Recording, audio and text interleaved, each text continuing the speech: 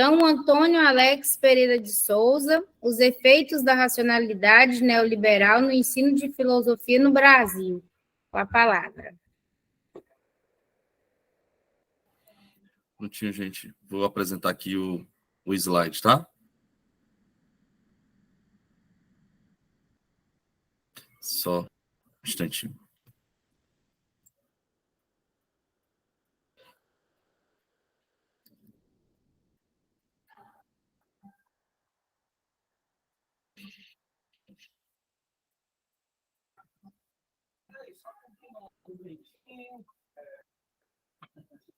Bom, vocês conseguem visualizar?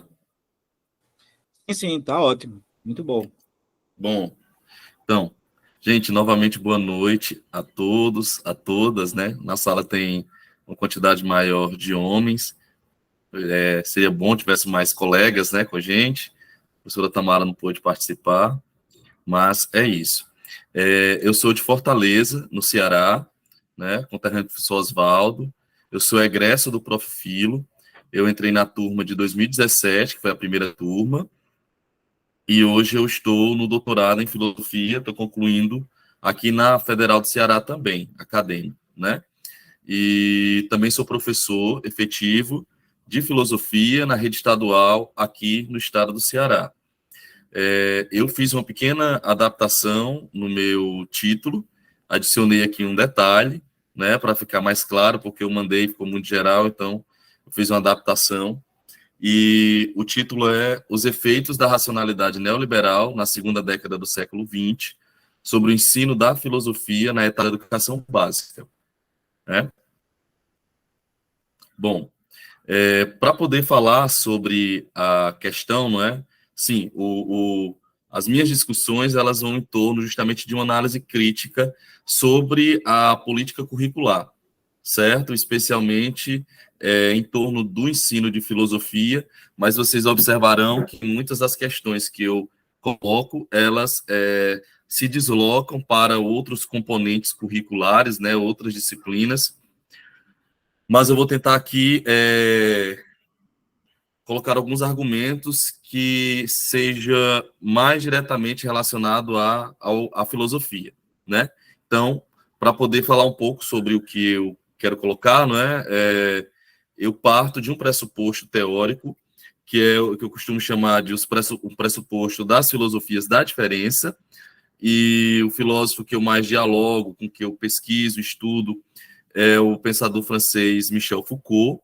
Também gosto muito do Gilles Deleuze, Félix Guattari, entre outros, mas aquele que eu acabo dialogando mais e, consequentemente, os comentadores e pesquisadores, né, com o qual eu dialogo, são esses que têm uma conversa direta com o pensamento de Michel Foucault. E aqui, especialmente, dois que eu estou aqui pontuando, que é o Dardot e Laval, que são esses dois colegas que estão aqui, que escreveram um livro intitulado A Nova Razão do Mundo, né? E eles dois, né, esse livro, A Nova Razão do Mundo, é uma obra que está sendo muito lida no momento e tem uma capacidade de síntese e de diagnóstico muito interessante. E esses dois colegas, eles fazem uma relação entre as leituras marxistas, né, e esse pensamento das filosofias da diferença, que alguns colocam como pós-modernidade, né, mas aqui eu vou chamar de filosofias da diferença. E então eles traçam esse diálogo e eles lançam aqui então essa noção de racionalidade, né, essa ideia de racionalidade. O Michel Foucault, ele já tinha apresentado, né, na verdade eles tiram de lá, de um curso ministrado no Collège de France, titulado Nascimento da Biopolítica, certo? Acho que foi ministrado em 78, e eles fazem justamente essa retomada, né? E colocam esse conceito na sua obra, e eu acho que dá para a gente iniciar com essa discussão. Então, o neoliberalismo, antes de uma ideologia ou política econômica, é, em primeiro lugar e fundamentalmente, uma racionalidade, e, como tal, tende a estruturar e organizar não apenas a ação dos governantes, mas até a própria conduta dos governados. A racionalidade neoliberal tem como característica principal a generalização da concorrência como norma de conduta e da empresa como modelo de subjetivação. Deixa eu só fechar aqui a janela, gente, que as crianças estão... De subjetivação. Então, em diálogo com a perspectiva, né, que eu estou trabalhando, o neoliberalismo aqui analisado não tem um dialoga, mas não necessariamente tem a perspectiva, vamos dizer, mais ligada a uma linha marxista, que trabalha de forma muito incisiva com as questões econômicas, né? Associa o neoliberalismo a uma questão econômica e aqui a perspectiva de neoliberalismo, como é que eu estou trabalhando, ela tem uma ideia de racionalidade. Então, essa racionalidade, ela não busca, ela não tem somente um efeito no plano econômico, mas em toda a constituição da subjetividade dos sujeitos. E ela busca adentrar no plano estatal, não somente para poder criar políticas econômicas que favoreçam uma determinada classe, mas ela tem, de forma muito incisiva, o objetivo de imprimir determinados valores na constituição do Estado, né? Na definição da ordem jurídica que existe. Então, se o mercado, a concorrência, é esse princípio, né, que rege o neoliberalismo, na perspectiva que eu estou trabalhando, então, esse mesmo princípio que vai, nessa perspectiva aqui de neoliberalismo, está presente nessa racionalidade. Então, ela tanto constitui as nossas subjetividades, quanto ela também está presente, na verdade, ela busca adentrar dentro da ordem governamental, estatal, e a minha perspectiva, então, é de que as políticas curriculares, né, e educacionais que não chegaram, né, até que estava sendo colocado, na segunda década do século XX, elas estão totalmente alinhadas a essa ideia de neoliberalismo, tá certo?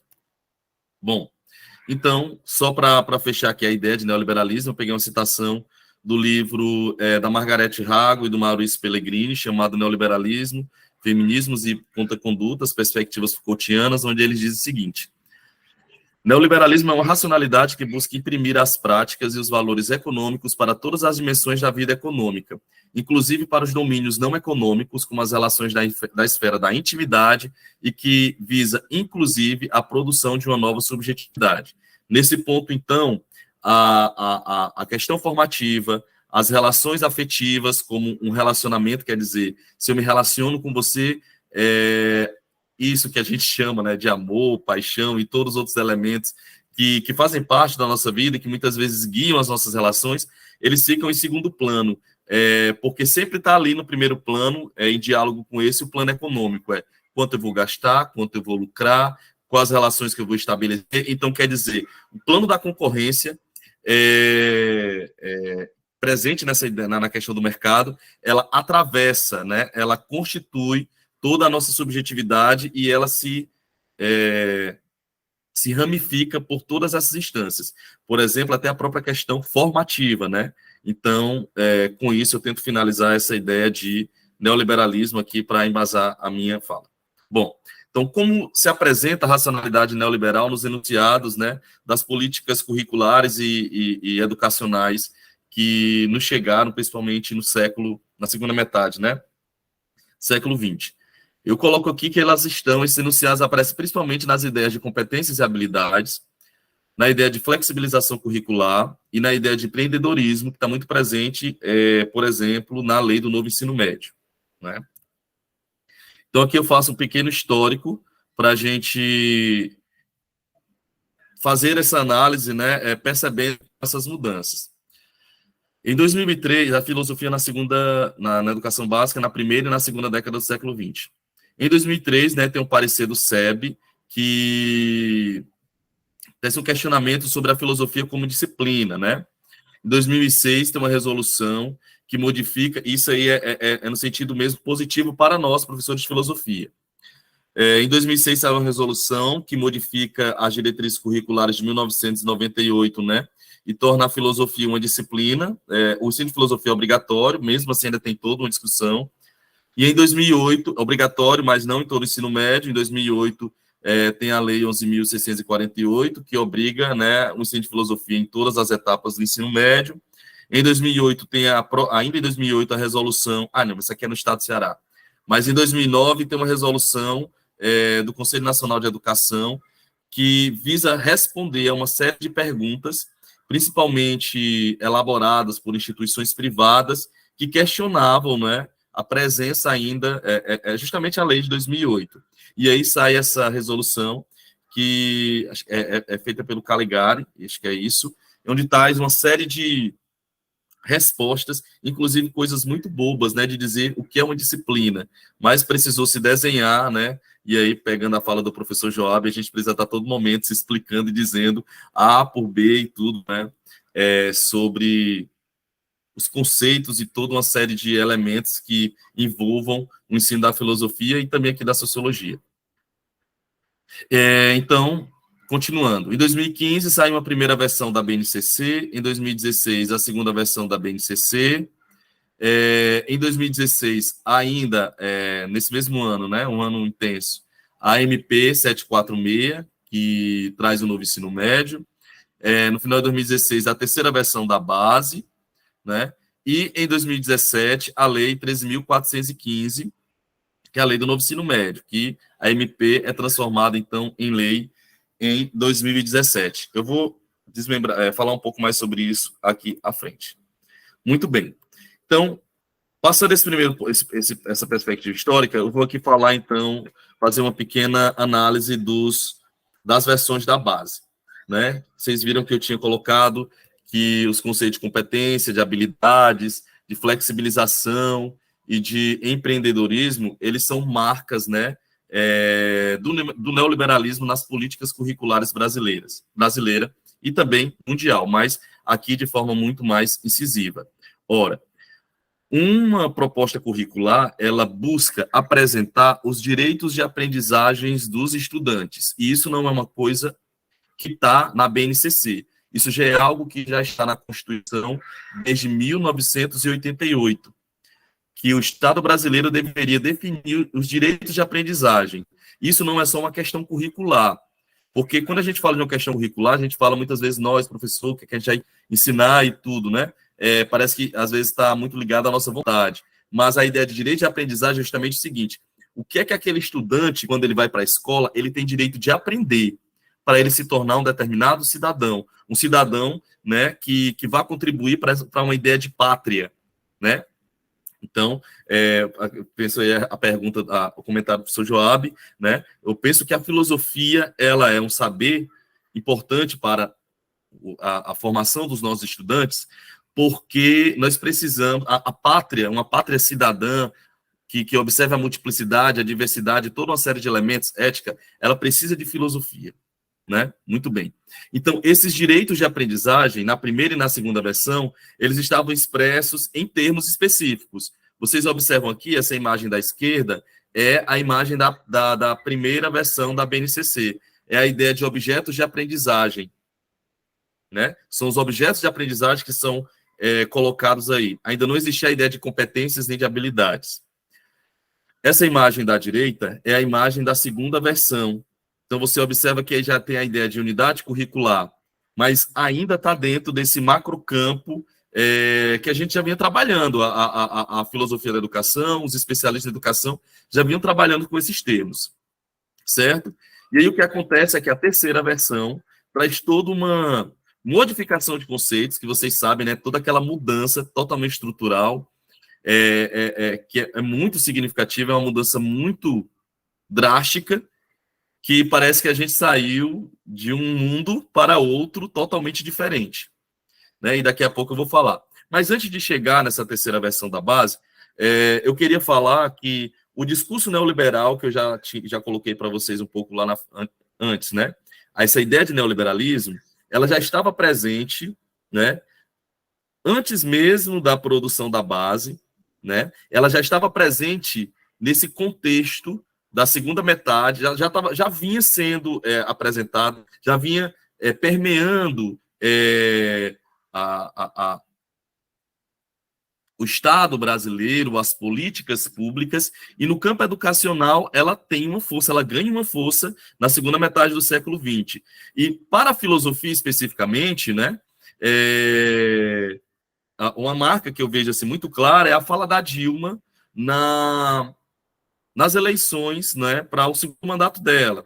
E aí eu vou passar para vocês o vídeo agora bem rapidinho, que, a meu ver, é um exemplo, é uma amostragem de como o discurso neoliberal já estava, antes mesmo da construção da base. A terceira versão, ela realmente traz essa mudança muito drástica, mas o discurso já estava, né? Ainda havia resistência, que eu não estou fazendo nenhuma crítica geral à política, mas que poderia fazer, mas não é isso que eu quero dizer. Eu só quero dizer que o discurso já estava aí, essa racionalidade neoliberal já estava aí.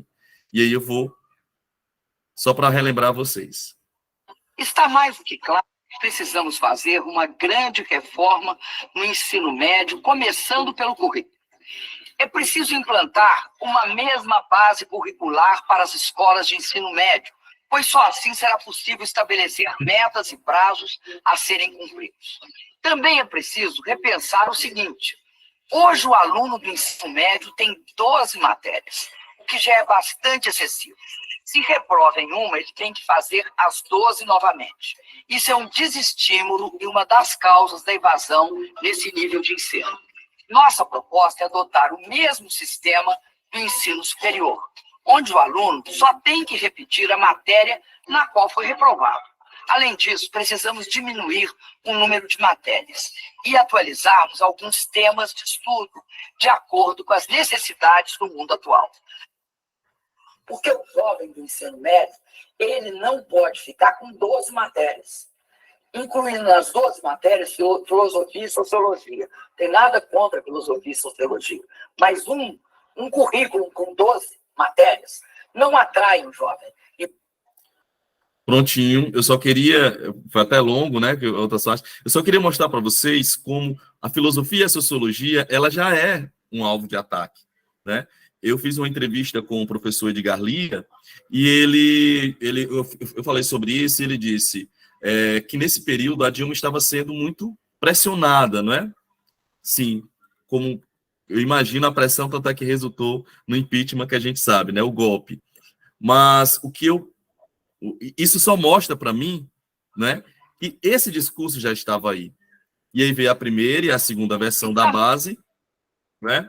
Então, qual a outra marca? A primeira e a segunda versão, elas tiveram... Foi muito interessante a produção delas duas, vários relatórios, consultas públicas, foi um processo realmente democrático. E da segunda versão, teve um relatório produzido pelo CONSED, e que vocês devem saber, o Conselho Nacional de Secretários de Educação, que teve um poder enorme na definição da terceira versão e também na implementação do novo ensino médio nos estados, né? Tanto é que foram eles que, bem dizer, levaram, durante o governo do Bolsonaro, a implementação do novo ensino médio. Então, olha aí o que é que o relatório do CONSED diz, que para o ensino médio, eles sugerem a produção de eixos, né? Mas principalmente, que é o ponto aqui que me interessa, a flexibilização curricular e o trabalho por competências. Então, vou tentar ser mais rápido, que eu vi que tinha aqui 5 minutos, mas o que eu quero dizer é o seguinte: já antes do impeachment, certo? Antes do impeachment, antes da MP, toda essa discursividade já estava ali presente. Um discurso que vai enfraquecer principalmente, vão enfraquecer os componentes curriculares, como vocês viram ali na fala da Dilma, mas que para nós da filosofia e da sociologia tem um efeito muito maior, né? Muito bem. Então, em 2016, sai a versão da base, com a ideia de competências e habilidades, já vou passar bem rapidinho. Então, quais são os efeitos principais aí dessas mudanças para a filosofia, né? A primeira decisão que afeta aqui, que eu vou pontuar, e tem outras, sobre o ensino de filosofia, é a ideia de flexibilização curricular, que qual é a consequência da flexibilização? É a desobrigatoriedade das disciplinas, como a Dilma estava colocando. Ora, quais são, então, as disciplinas que possivelmente serão as primeiras a ser atingidas? Filosofia, sociologia, como vocês viram. Artes, né, educação física, mas principalmente a filosofia e sociologia. E dialogando com toda aquela discursividade, né, da liberdade dos estudantes, da vontade e toda aquela balela mentirosa, né, fajuta, que toca numa questão emocional, tentando lidar com as nossas emoções e para tentar conseguir apoio. Outra decisão é a questão do ensino por competências e habilidades, né? Qual é o efeito disso, então? É que os componentes, os problemas, os temas, os conceitos filosóficos, eles são colocados em segundo plano. Por isso que, quando você olha a BNCC, por mais que você veja lá filosofia e sociologia, tá lá os conceitos, os temas, a ideia de competências e habilidades, ela não diz quais são esses conceitos que vão ser trabalhados. Na verdade, ela até dá ideia. Mas você pode, por exemplo, passar quase todo o ensino médio trabalhando somente história e geografia, e só num determinado momento, num determinado trabalho, você faz, e não precisa nem ser disciplina. E você, então, deu de conta da filosofia. Por quê? Porque o objetivo principal são os componentes, as competências e as habilidades. Então, os conteúdos filosóficos, eles são secundarizados. Alex, mas isso foi só para filosofia e sociologia? Não, foi para a grande maioria dos componentes. Mas nós sabemos, e o mesmo argumento que eu estava colocando anterior, passa para cá agora, né? E aí eu só coloquei aqui a foto da Guiomar Nano de Mello, para quem tiver interesse de conhecer um pouco dela, que ela é uma das cabeças dessa ideia, né? O último artigo que eu vi publicado dela em revista acadêmica foi no ano 2000, e é um artigo que mete o pau nos professores.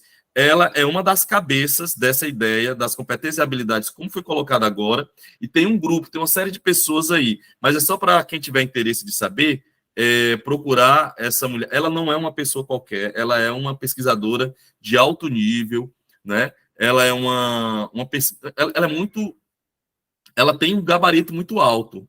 Então, ela tem um poder muito forte de fala, né? Contudo, essa ideia de competências e habilidades que nos atormenta, né? E atacou o ensino de filosofia no Brasil, tem nessa mulher uma das bases de construção discursiva.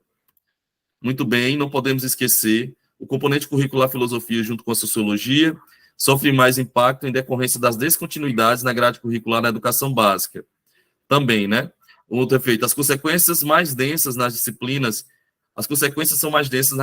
que não possuem uma utilidade imediata ao mercado, especialmente a multiplicidade da classe trabalhadora, que fomentam uma criticidade e possibilitam uma maior resistência ao processo de subjetivação e governo característico da racionalidade neoliberal. E aí eu agradeço a vocês, tentei ser o mais rápido possível, porque eu falo muito, e é isso, gente. Obrigado.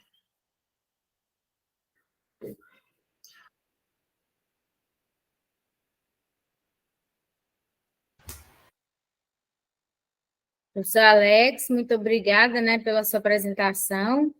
Eu acredito que pela sua pesquisa, né, que já está no doutorado, são muitos conceitos, muitas ideias e questões que a gente viu, algumas você já está mais avançado, né, outras você já está bem, ainda está se organizando.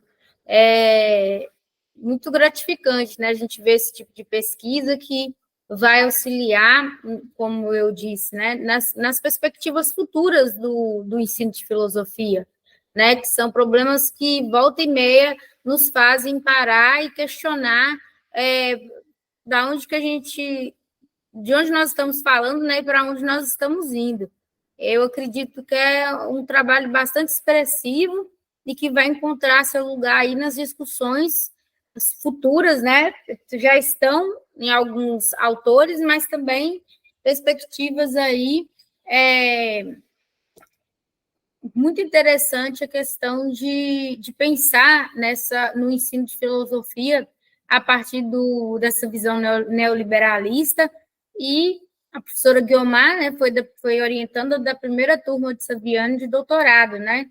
Então, ela, o Paulo Nozella, foram, quando você fala, né, sobre a Guiomar, nós do campo da pedagogia estudamos bastante textos dela, então, realmente, é uma perspectiva que impõe essa ótica, né, mais mercadológica e de pensar que o aluno precisa diminuir o número de disciplinas, fazer itinerários formativos que excluem a visão, né, de Quer dizer, vamos ali para um cuidado formativo no sentido da matemática. Então, quer dizer que para constituí-lo, né, como esse cidadão, para continuar, porque ele é cidadão desde que ele nasce, tem uma certidão de nascimento, mas o seu processo de humanização e de educação, ele continua para a vida inteira, né? Então, nessa continuidade desse processo, a filosofia, como trabalho com conceitos, né, com ideias e com essa perspectiva que o senhor trouxe, é algo que, infelizmente, no Brasil já sofreu, como o senhor mesmo mostrou, reviravoltas. Eu estive orientando do Profil, que ele vai dizer que ele também trabalhou um pouco com essa questão aí da historicidade, e você vê que realmente é um problema, né, em relação a essa disciplina que sempre parece assim que não encontra o seu lugar, né? E quando o senhor fala que a todo tempo a gente precisa justificar porque ela está ali, né? Porque ela está presente, porque ela é importante, porque é necessária, parece que há pessoas que vão nessa ótica que não é tão importante em detrimento das demais. Então, eu acredito que foram vários pontos, né, nesse pequeno espaço que teve, mas são questões que bem amplas e a gente entende, né, que o aprofundamento necessário talvez agora não vai acontecer, mas a contribuição, a gente vê o potencial da pesquisa, o potencial do trabalho.